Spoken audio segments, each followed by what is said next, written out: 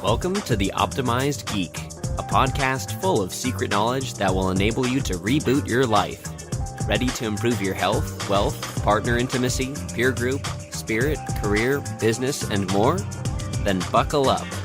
Here's your host, Stephan Spencer, author, speaker, SEO expert, and a quintessential geek who has been through his own incredible transformation. You wouldn't even recognize him 5 years ago.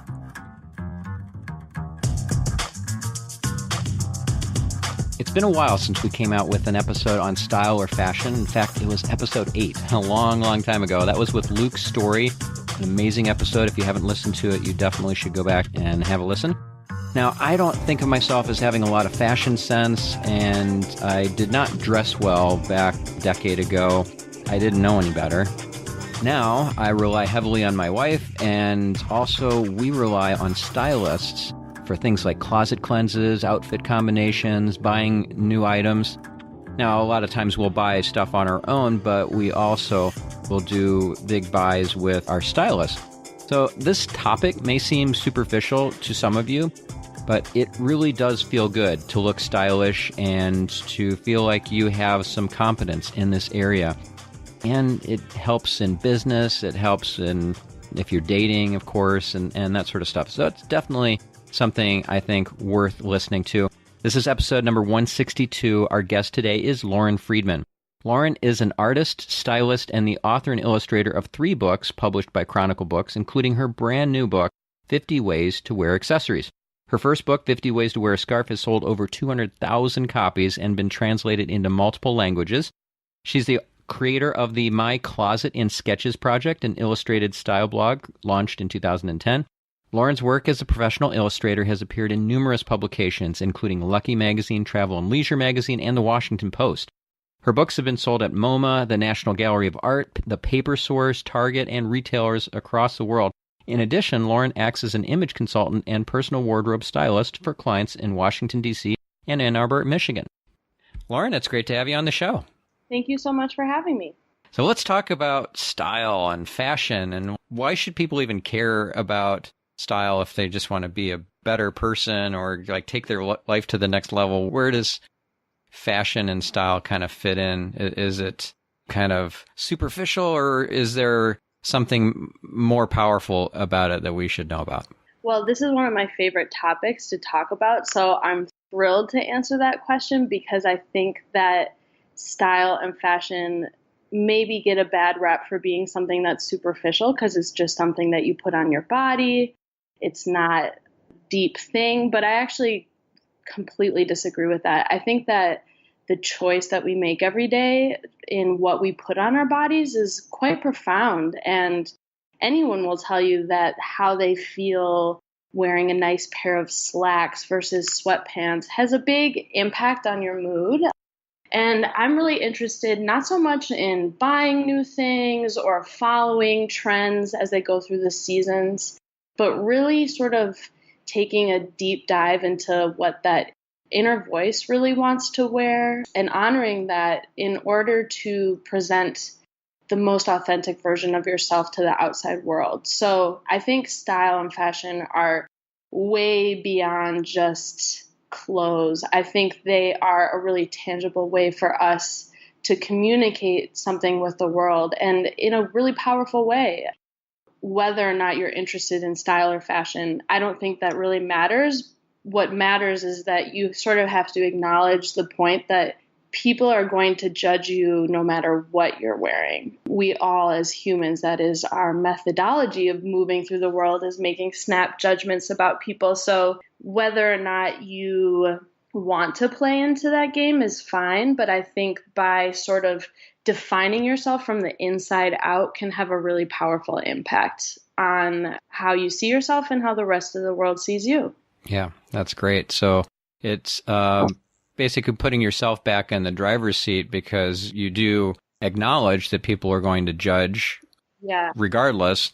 And why not wear something that helps you to feel empowered, powerful, capable, and whatever other feelings you want to have, and be in the driver's seat? Right. Being in the driver's seat, I think, is a really great way of putting it. Because, you have to put on clothes anyways. Like, why not have some agency in that? And maybe it's fun or maybe it's not, but I find that it can be such a joyful process of my day. And it's a really big aspect of my self-care is getting dressed. So it's just something that I make a priority for myself. And it gives me almost as much satisfaction, if not more, to help that with other people, just to see how other people can respond in such a positive way when they're wearing something that makes them feel really confident. It's like having a superpower, honestly. So I just love sharing that with other people. Yeah. So I'm all about being intentional. And if I'm more intentional about what I wear, then that's just one way that I manifest my intentionality. Just like I'm intentional about, I do my best to be as intentional as possible about what I put into my body, what food I eat, and the supplements I take and all that sort of stuff. I want to be intentional about what clothes I wear too, so that I'm showing up in the world in the way that I want to show up. So one thing that really intrigued me, I want to delve deeper into, is this concept of confidence. And if I can show up more confident, will I also then be more confident? It kind of gets me thinking about, was it Amy Cuddy who had this power poses sort of TED talk where she talked about the Wonder Woman stance? Yeah. Mm-hmm. That is such an interesting thing to talk about, because when I was in middle school, I was going through sort of a regular teenage angst period. And my mother said something to me that I have never forgotten, which is that your reality is what you make of it. So if you want to be sad, your reality will be sad. And if you want to be confident, your reality will include confidence. So I can't overstate the importance of these tangible acts in our life having intangible effects. I think we all serve to try and get better at all things and be better people and treat others with respect and just whatever your goals are, and constantly moving and changing. And I think sometimes it can be difficult to enact change when it's something like in your brain or in your thoughts that takes so much work. I love this idea of almost tricking yourself. It's not the best word choice, but how the physicality of putting on a nice outfit or cleaning up your desk before you go to work, or just these sort of things that you can really do with your hands and see with your eyes and feel and touch. I love that they're almost like a shortcut for this intentionality. We all have our own efforts. Like I meditate every morning, and I really do think about just having a mindfulness practice in my life. But there's something very easygoing and uplifting and relaxing to me when it's something like just putting on my clothes. It seems more approachable, I guess, to me, because I have to do it anyways. Whereas doing something that has more of an intangible effect, I think, can be a little intimidating for some. So the sooner we sort of reclaim that power of what style and fashion can be, I think the sooner then we can also step forth into those other goals that we may have as human beings. Yeah. And are there particular, let's say, clothing items or accessories or something that would help us tap into our confidence? Like, I'm thinking specifically of another guest on my show, Todd Herman, had this whole story about he uses eyeglasses as kind of a prop. That's the wrong word, but it's an anchor, really, for him, that when he wears them, even though he's got perfect eyesight, he doesn't need glasses. When he puts them on, it accesses his alter ego. And in the alter ego, he's got this superpower of this powerful stage presence, and is just, got all these skills and abilities that are heightened. So that gets him into that zone. Yeah. And into a flow state, really.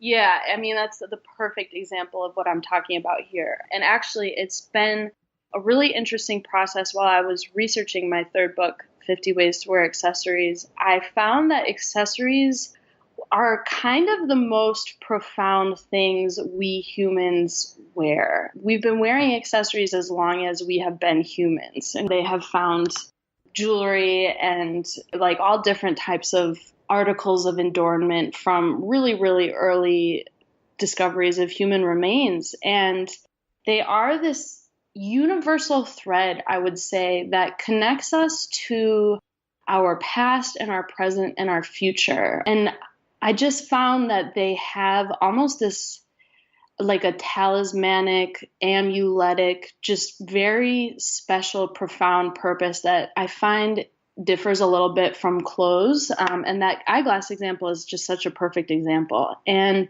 my father's mother, my grandmother Enid, she was a huge style influence for me, actually mostly after her passing, but I'm the only granddaughter, so I inherited most of her stuff. She was a huge clothes horse, and the act of wearing her things has become a guiding light through my life. I wear something of hers almost every single day, and just the putting, I guess, some of that quick magic around accessories, like the person that you become when you wear eyeglasses, or for me, it's putting on something of my grandmother's. There is something quite profound and really special and really magical about putting on an accessory that transports you into a different realm or place.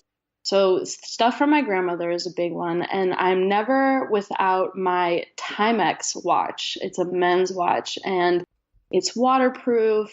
It has a light. It has a timer, which I find myself using all the time. And so the watch will never leave my side. And then the accessories, I get a lot of joy from variety in my life. So I really like choosing a different accessory for every day and sort of getting dressed in this way that is a story for me. I'm also a writer and I love fiction and I've always been a storyteller. And to me, waking up and saying, today I'm sort of wearing like a summer camp counselor cut off jeans and a baseball shirt. And so I put on a pair of earrings that maybe would look like you made them in the arts and crafts cabin, or that I am taking a trip to Paris after like working in Egypt all summer. Just these sort of fun ways of tapping into what my creative self likes to do, which is tell these stories through getting dressed. And accessories are the exclamation point of that story. They are what makes the story what it is. So how do you know which accessories to wear if you're not a stylist, you're not like a fashionista type of person? Mm-hmm. Like, I don't think of myself as being terribly fashionable, but my wife is very good at it. And so I end up looking good, I think, when I go out.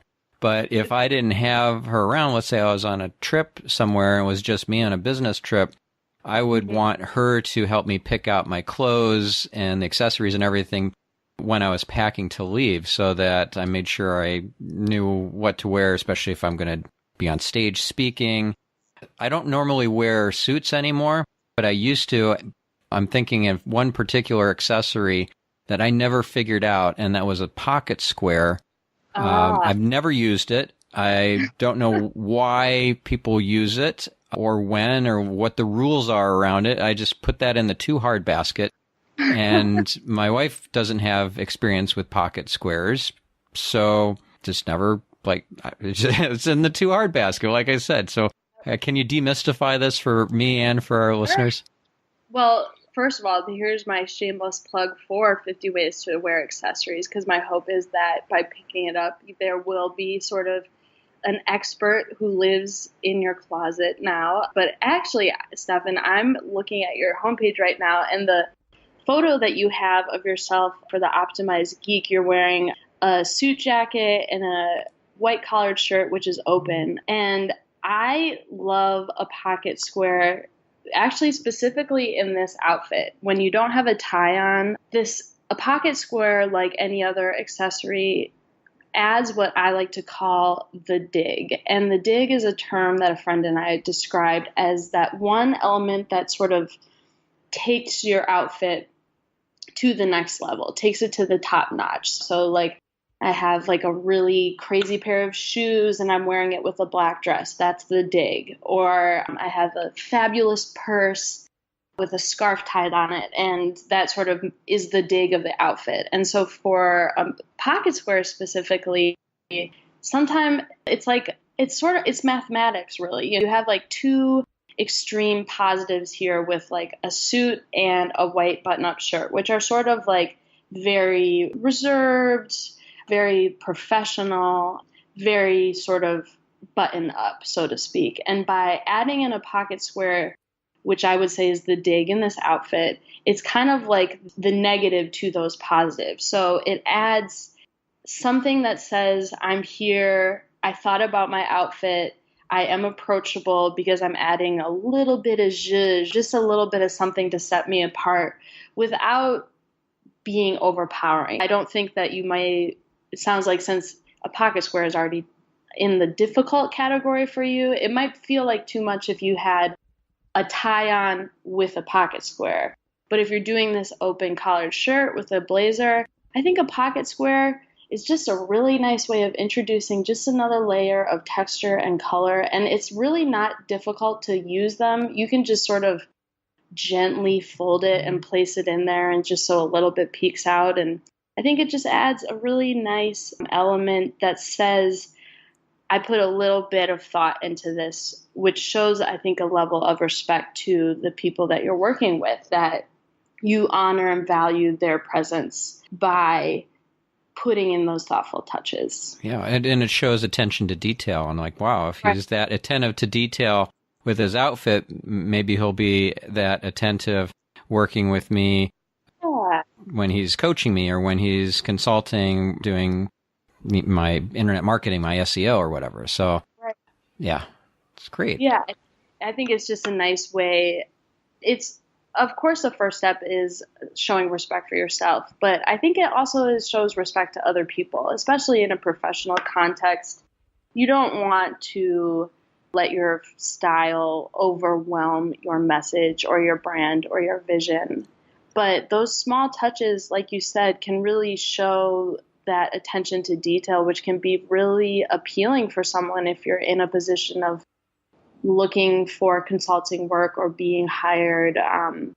So yeah, I just think it's a really fun way of adding something individualistic to what could be just a generic blazer and shirt. Yeah. So how would you pick the pattern or the color? Like, is there some science to that or some set of rules that would help? My first recommendation, and I'm still looking at this picture on your homepage, and I see that you have blue eyes. And I think when you are having a professional photograph taken or you're appearing on camera, a really easy trick to sort of uplift your look is to match to your eyes. So for you, I would think like a pocket square that has some light blue detail in it is just going to make everything pop. And again, almost continue in more ways to serve this thoughtfulness. Because not only did you think about putting on a pocket square, but you also maybe took it to the next level where you acknowledge, this looks good with my eyes. And for women, by that same token, I think wearing earrings which match your eye color if you're having a professional photo taken is just or wearing a shirt or a dress that complement your eye color. It just adds such a nice polish and it makes your eyes sparkle, which makes everyone more appealing. So that's, I think, a great place to start. And then when you're ready sort of for the next steps of colors all have a message just the same way that accessories have a message. And so I think it's a really unique and sort of illuminating practice to start to pay attention to how colors make you feel and how you would like other people to feel with those colors. So if you're going on a date and you want to display some passion, red is such a nice place to go. Or if you want to convey a message of friendliness and congeniality, something with yellow, something bright and joyful, orange. I think the list can just go on and on and on. And these color symbols and these symbols that we incorporate in our lives, they are subconscious for so much of us, but I think there's just a really big opportunity for, especially in a business setting, just to pay attention to them and take advantage of them. And by that same token, one of my tips in 50 Ways to Wear Accessories is, it is geared towards women, but this could definitely relate towards men. But if you are wearing a brooch, thinking about whether you're wearing it to cover up your heart or to leave your heart open. Maybe you are in a context where you're giving a big presentation and you sort of want to feel as if you have your armor on. So you might put up something that covers up your heart. Whereas if you are in a speaking engagement or meeting with someone where you really want to be vulnerable and open yourself up, then you think about leaving your heart open. It's just a pleasure for me to think about these really, I guess you could call them spiritual. I bet you could call them intentional. Whatever your method of sort of accessing a higher power is, these are things that you put on your body that can be tools for accessing that. Yeah. Yeah. I believe that. And Yes. when you're talking about being open and vulnerable and having your heart open, it reminded me of something that I learned from Neil Strauss years ago. He wrote the book, The Game, fascinating book, and The Truth is his latest book, fantastic book as well. Anyways, I learned from Neil that scarves are something that women wear to protect themselves so that they're not vulnerable. Mm-hmm. And when you're speaking to a woman who's wearing a scarf, it's like she's got a shield up. Mm-hmm. And I actually once had a girlfriend who wore scarves a lot, and it became very apparent that she was guarded and protecting herself all the time. So that, I think, is an example of an accessory that was used as in a defensive measure. Yeah, I think in this day and age, and as from my perspective as a woman, and in light of the Me Too movement, and thinking about, for me, it's been a really interesting thought process of starting to tease out which messages I have internalized that are external messages and which messages are things that are coming truly from me.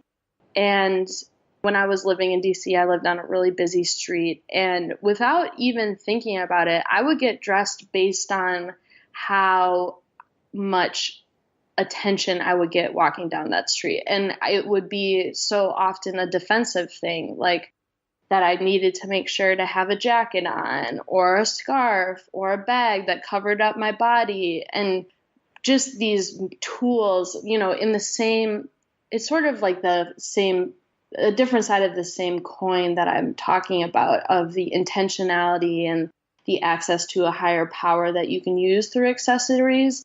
By that same token, you can also guard yourself from the world with them. And I really don't think it's a negative thing if it's something that makes people feel safer. For women who choose to wear a hijab or have their head covered, whatever someone's reason is for these things, I think it's really important to just respect.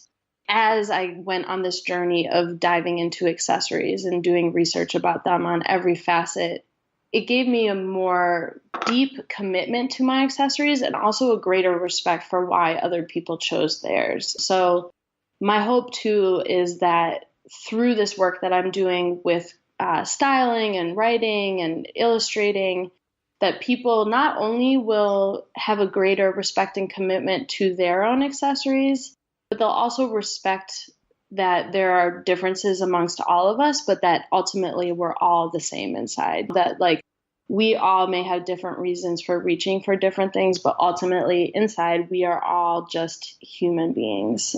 And that respect for whatever someone is bringing to the table in that day, I think can be informed by someone who is aware of the different ways that people can be living and struggling in the world at that time. Mm-hmm.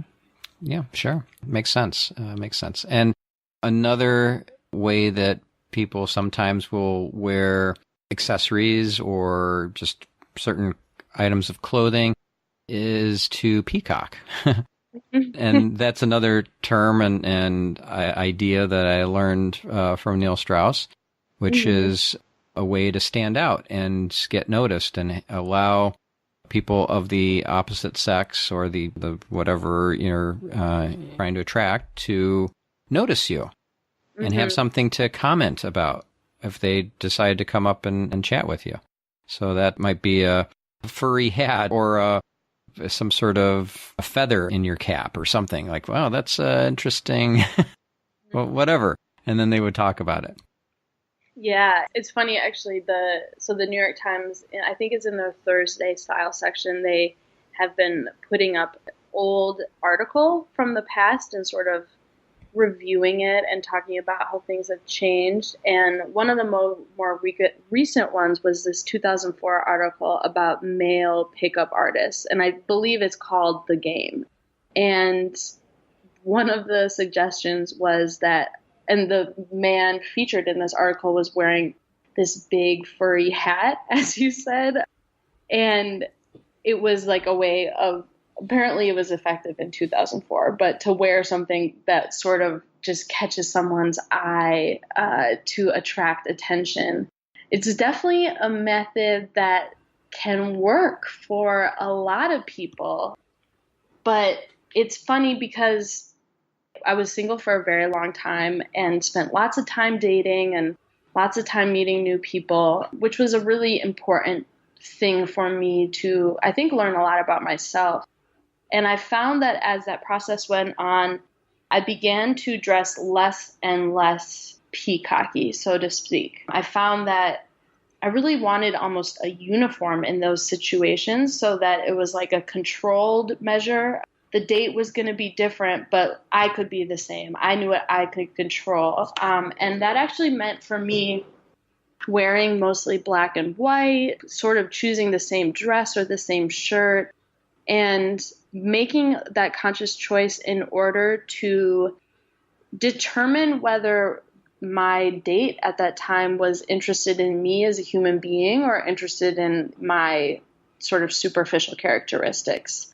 And I think there's a really fine line between that. And that was just a really, really interesting experience for my life at the time. And I think now that we are sort of reflecting on some of the aftermath of the Me Too movement and thinking about peacocking or attracting attention in a way that sometimes I think can feel insincere, accessories, again, can be something that are a method through which we can understand each other a little bit more. Yeah. So one thing that came to my mind when you were talking about your experience dating and that you wanted to be more in control of what you could control. Every date, every potential suitor, you didn't know what you were going to get. Well, it's risky. You put yourself out there and the person might be a serial killer. It reminded me of an interview I did with Allison Armstrong, and we talked about how dating is, if it's done well, it's a fast sorting process, especially for the woman. She just wants to move on as quickly as possible to the next person. It's not a fit. And don't drag it out. Just boom, boom, boom, and get through these people as quickly as possible till you find the right person. Yeah. Are you familiar with Allison Armstrong? I have heard of her, but I'm not too familiar with her work. Yeah. Oh, she's fantastic. I'm a huge fan. Tony Robbins teaches some of her stuff too. That's how I first found out about her. Yeah. So the fast sorting process, very important if you're out on the dating scene. Yeah. And as a woman too, there were certain accessorizing elements which made my fast sorting process as a hetero woman. And the number one for me, which like you could put this on my, like the title of this podcast for me if you wanted to, because I feel so strongly about it, but I could not stand when a man wore flip-flops on a date.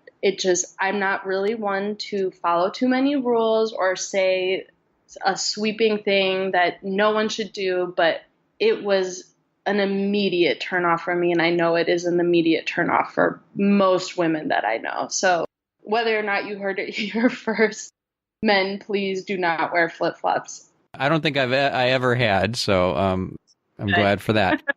Is it because it's disrespectful? I did find it to feel disrespectful, actually. It showed to me that this person didn't bring the same amount of effort that I had, and that there was a lack of acknowledgement of sort of the significance of the moment, which is like, here we are making a first impression toward each other, and I'm looking at your dirty toes. Like, I just don't think this is going to work for me.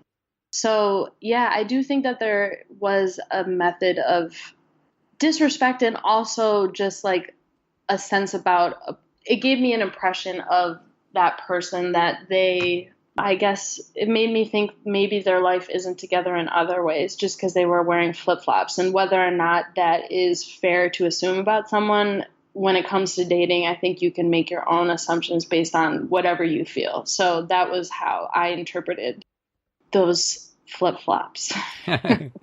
Yeah, well, they say how you do one thing is how you do everything. I forget who it was who said that, but I really believe that. And if you show lack of care and attention in preparing for a date, that's going to show up in your work. It's going to show up in your family relationships. It'll show up everywhere.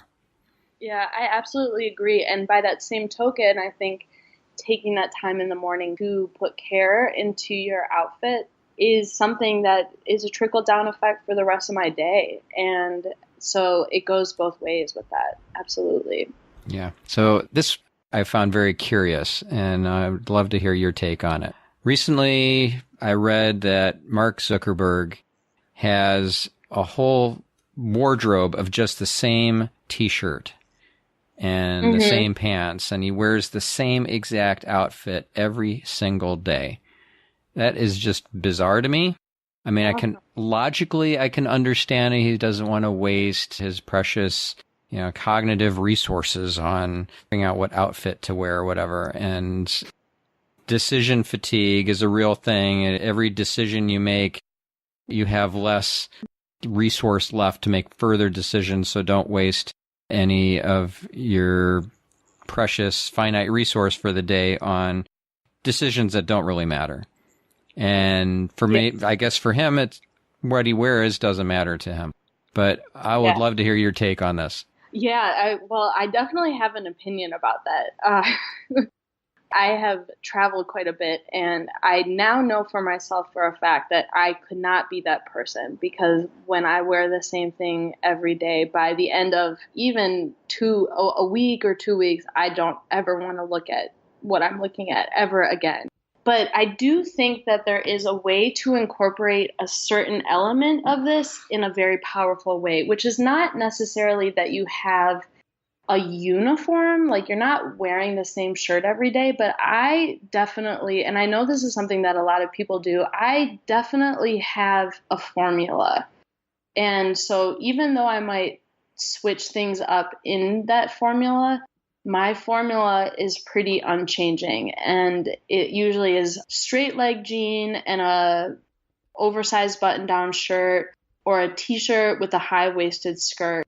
And I might have every color of the rainbow of button-up shirt and every color of the rainbow of my favorite pair of jeans, but it's not the same thing every day, even though it almost is the same thing every day. I found what works for me, and so it's kind of this base which I can build upon. And if I were Mark Zuckerberg, I probably would add a few different colors to my wardrobe. But I think decision fatigue is a real thing. And particularly as a woman, when we get dressed, there's so many options afforded to us. I have always, always, always envied many male wardrobes because it's like really straightforward. It's really easy to get a pair of jeans and a pair of shoes, and you don't have to think too much about getting dressed because everything works for you. And I think that's a challenge that some women have, is that there's so many options available to us.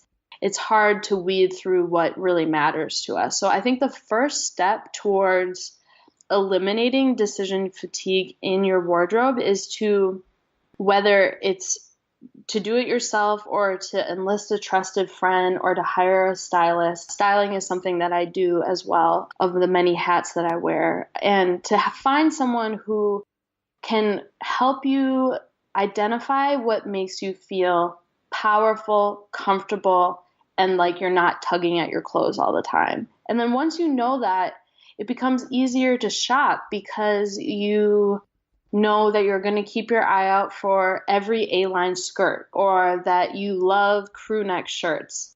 And then it becomes sort of a puzzle game of, well, I know that I have this dress and I need like one jacket that's going to go over it that can go 12 different things. And it becomes easier to shop this way because you can sort of identify the holes in your closet and find the things that play well with what you already own, rather than feeling like you have to start from square one every single morning.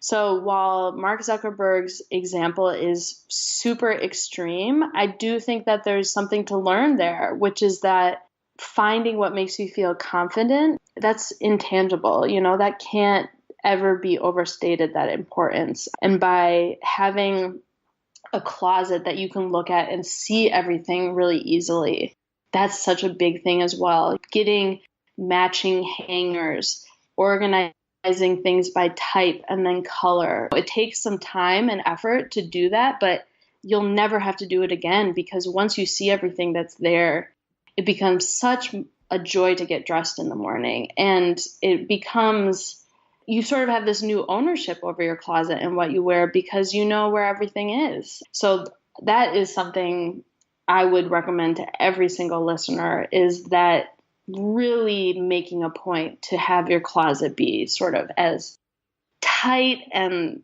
just well thought out as possible eliminates any of that difficulty about what you wear when you get dressed in the morning. Right. So that would look like what, in terms of the layout of the closet? You'd put all of the different shades together, that different jeans and stuff are like, oh, these are my blue jeans, these are my white jeans, these are my dark jeans, or whatever. How does this look? Yeah, so I actually am a big fan of Marie Kondo's The Life-Changing Magic of Tidying Up. I don't think that it's for everyone, and I think some elements of it are extreme, but I do think there are some really important messages in there. And the first one is that in order to reach this closet goal for yourself, the first thing that you have to do is take literally everything out of your closet. And you have to hold every single thing. You have to touch it and ask yourself if it sparks joy. And some things you might keep just because you love them, but you never wear them. That's okay. But so you got to take everything out. And then you need to buy matching hangers, because I find that having hangers that aren't the same color adds too much visual confusion. I really do like huggable hangers for this reason. They're the thin, lightweight ones that have sort of a velvety cover, so they're really nice on your clothes. And then when it's time to put everything back in, first you separate by type. So your short sleeve shirts are separate from your long sleeve shirts. Your jeans are separate from your slacks. Your blazers are separate from your cardigans or whatever. And then things that are dark and heavy go on the left and move into light colored and light in weight to the right. So dark colors start on the left and then light to the right. So you separate it by type and then you separate it by color. You want everything to face the same way. And it's visually such a treat to be able to open your closet and look at it like this. I also do this in my drawers as well.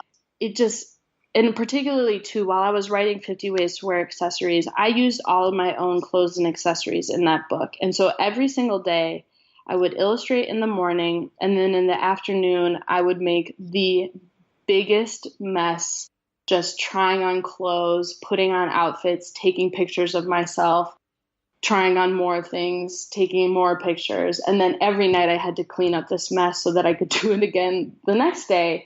And having an organized closet was paramount to that process. It's something I've never deflected from. It's something that also has made it a lot easier for me to shop as well, because now I have a limited number of hangers and space. So if I want to buy something, I have to ask myself, what am I willing to give up to make space for this? Is what I have going to serve this better? And it's been just a very empowering facet of my life. And particularly too, since it's the work that I do, I kind of have to walk the walk and talk the talk. So my closet is a source of pride and joy for me, very much so. Oh, that is awesome. And I can attribute to how powerful this seemingly insignificant strategy is in your life, because I brought in a stylist and we did a closet cleanse, and we got all new hangers and they were all matching, and she helped me organize. Well, after we got rid of a whole bunch of stuff, and I'm a big fan of Marie Kondo as well, and asking that question, does it spark joy, before I decide whether to keep it or to donate it. And a lot of stuff went out the door. And some things I thought, oh, I really like this. And my stylist says, no, this is not fashionable anymore, or this is really dated, or this is not a good look. So I took her advice on board.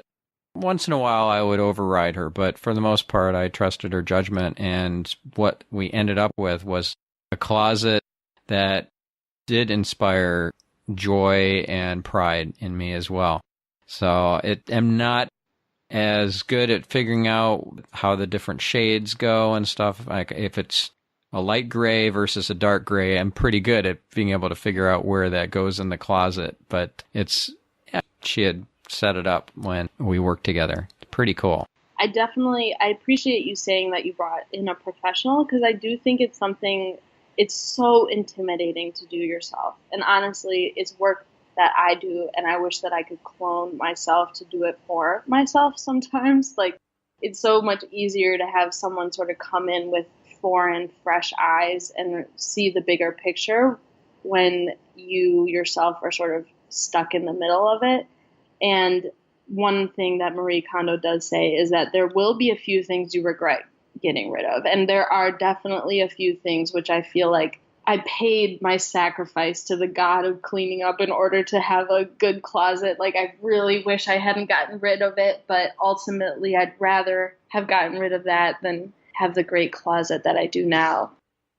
But I just think it's such an important thing to do for yourself, and particularly for my clients that I do this for.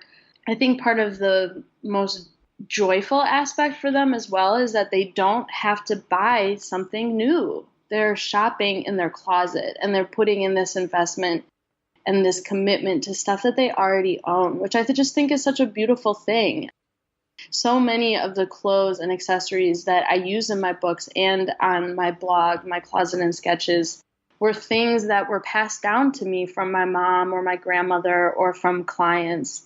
And I think that makes them really special. And it's not only really special, but it also is like a green-friendly practice. I think the day and age of fast fashion hopefully is something that people are waking up to its detrimental effects. And a big part of helping that is by not buying new things. And so to go through your closet and have a really good hold on what you already wear and learning how to shop your own closet is not only, it doesn't just feel good for your style, it also is a really good green practice. Yeah, and part of that for me worked very well was getting that stylist who helped me do the closet cleanse to help me figure out new pairings of different shirts and pants and vests and things like that. And I had never worn those combinations before. And it never even occurred to me. You get in this rut where you do the same pairings over and over and over again. And that gets really boring and you get myopic in that viewpoint and you can't see that, oh, this particular shirt could actually go with 3 other pairs of pants and you just never tried them.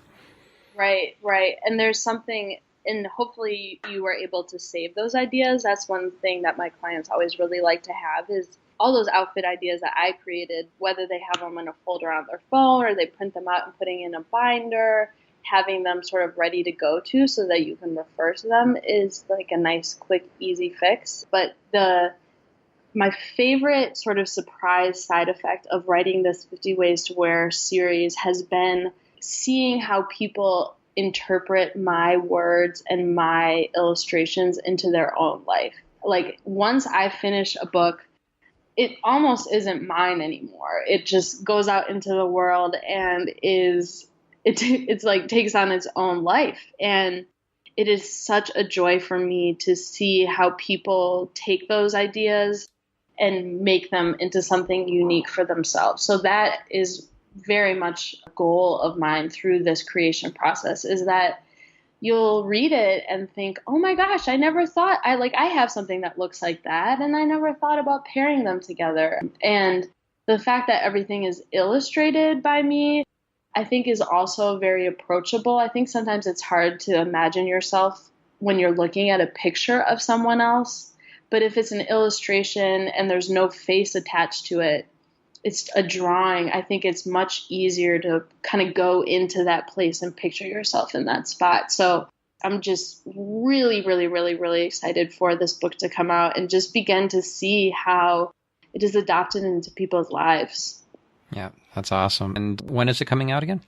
It's coming out August 14th. It is available from Chronicle Books. You can pre-order it wherever books are sold. So Amazon, Barnes & Noble.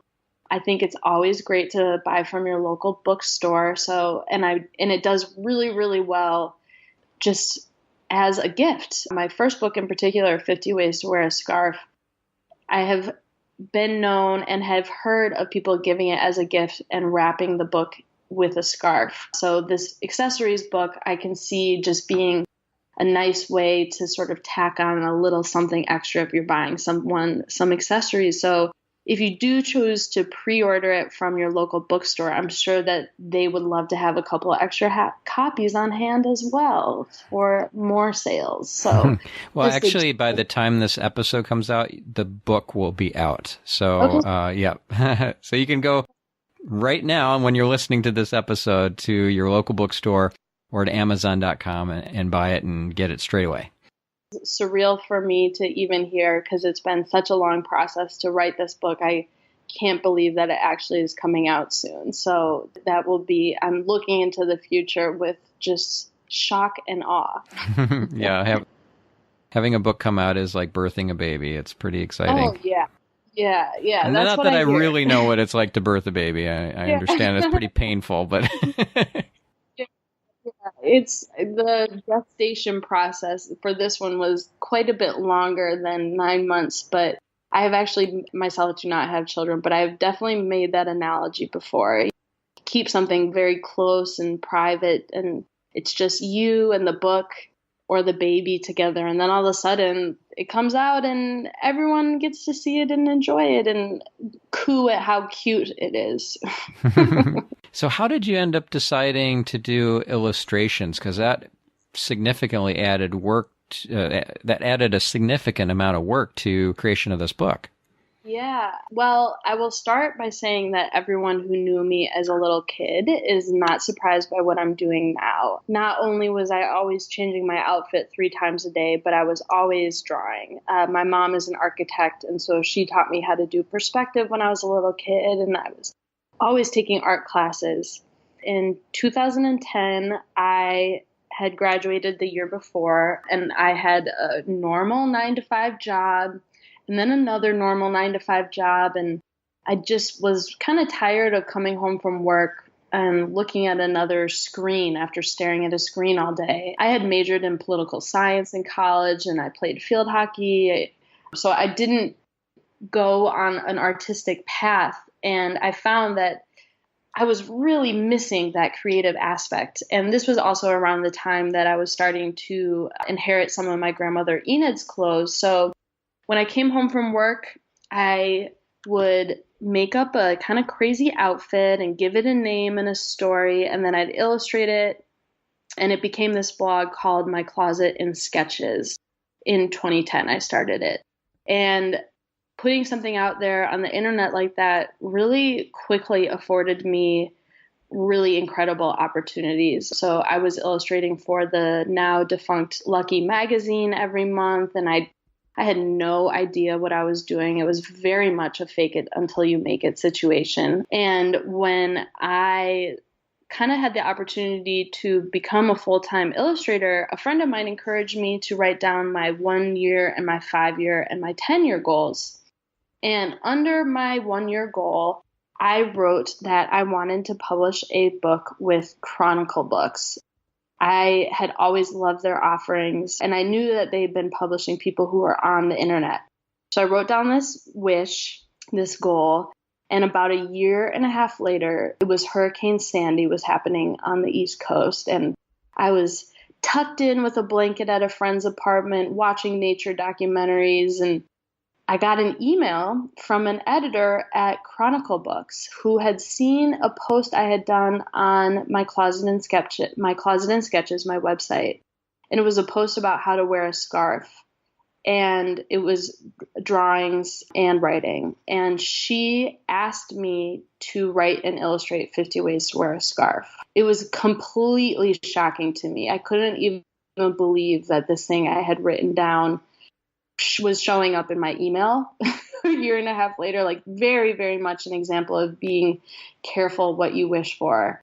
And I didn't know the first thing about writing a book, but I knew I couldn't say no. So I did the words and illustration for 50 Ways to Wear a Scarf, and that came out in 2014. And here we are in 2018 with 50 Ways to Wear Accessories coming out. So the illustrations to me are just as important as the writing, and I really couldn't ever separate either of them in my career. But it's just, to me, I know that experience of having a really amazing publishing house ask me to write a book is like incredibly lucky and just so amazing. So this opportunity, the fact that I still am able to write books is just, it's beyond to me. It represents so many dreams realized and so many just sort of the universe looking out for you when you're ready to step into that new opportunity. So the work of illustrating these books is incredibly time consuming, but it's all worth it in the end. That is so cool. We'll talk about the power of manifestation, the law of attraction. I love it. Yeah,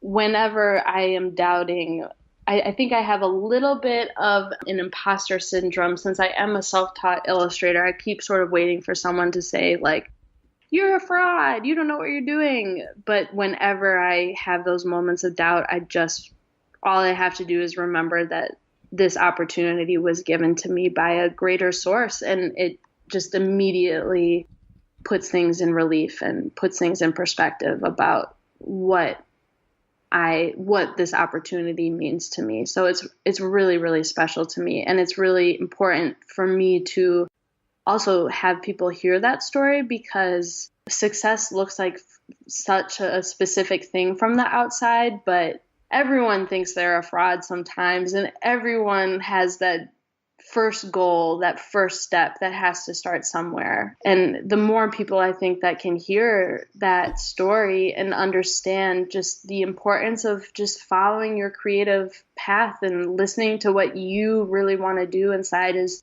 so important. And who knows how that could manifest into something in the future. So it's a really special tale for me, for sure. Yeah. And I can relate to the imposter syndrome thing, because I was talking about this on a previous episode with Alyssa Fisher-Harris. She's got some expertise in that area, and she gave me this really powerful insight that I probably have imposter syndrome, yes, but it's probably in the form of something I'd never even heard of called comparative success syndrome, where I'm comparing myself to who I could have been if I had made different choices.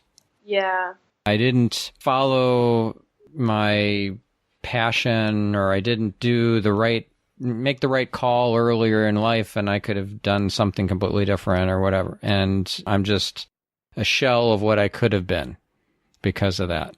It's like, wow, that's insightful. And it gave me something a construct, a framework that I could then deal with, because imposter syndrome never really was the exact best fit. It's like, okay, I can see how I feel like a fraud or whatever, kind of, but it more resonated with me when I recognized that I had comparative success syndrome, like a related kind of form of imposter syndrome. Yeah, and I think that's a really interesting framework through which to think of it, because particularly where I'm at in my career, the fact that this book is coming out now, it's always funny timing with book publishing, because I mentally have already moved well past it, but now it's sort of at the forefront. And as a self-employed person who I am my own boss, and I am the one who sort of determines what steps I'm going to take. And this fear, I think of sort of like a zero-sum game, that if I make one decision, it eliminates all these other decisions. Or if I've read something somewhere about how your self-worth isn't tied into your to-do list. But for me, it kind of is. If I don't have a lot on my to-do list, like, I'm literally maybe not worth as much in that moment. And it's really important, and it's a constant work for me, is to, and I just love this term, comparative success syndrome. It just really feels like it speaks to me very much so at this time, because you're just constantly making choices as a professional and as a human being. And it's important, I think, to recognize that where you are in that moment is where you're supposed to be, and that the right choices are there for you. If I think about this intuitive voice a lot, a friend of mine once said that your rational mind will tell a million different stories about why you shouldn't or should do something, but your intuitive voice is just a yes or a no. Do I want to do this? Yes or no? And I think the more that we listen to that intuitive voice, the stronger it is and the easier it is to listen to it.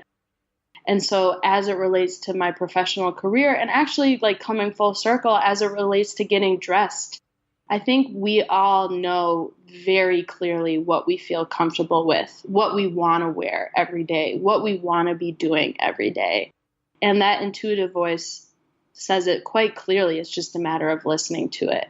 And so my hope too, by the work that I do and the work that I put out there, is that it will encourage people to listen to that voice and honor what they want inside of them. And that we could all be so much better off if we found a way to detach ourselves and unyoke from this comparative success syndrome, and that we all just began to embrace our own unique talents, as we all deserve to do.